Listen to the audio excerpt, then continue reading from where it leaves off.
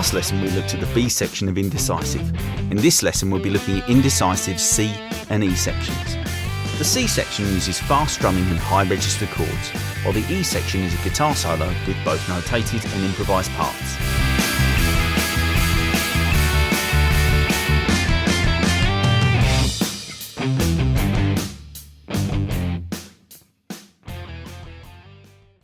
The C section looks and sounds like this.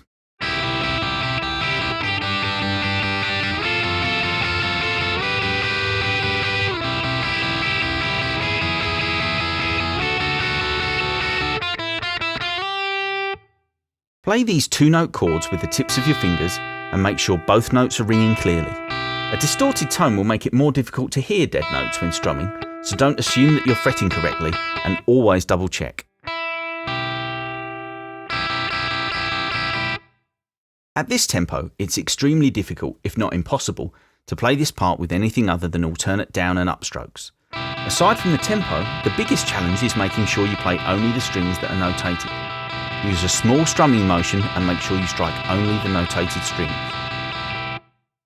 As tempting as it may be, don't look at your picking hand. Keep your eyes on your fretting hand, and although it seems difficult at first, your picking hand will eventually learn to play the correct strings without you needing to look.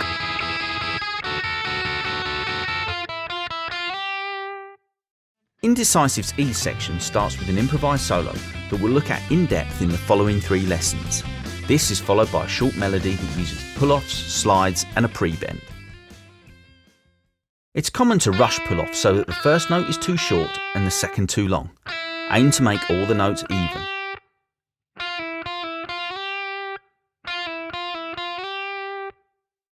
The solo ends with a lick that uses a pre-bend. A pre-bend is where the string is bent up to a specified pitch. The note you bend is indicated above the notation without being played. It is then picked and usually returned to its unbent position. Practice this phrase slowly, making sure you don't pick the note until it's bent to the correct pitch.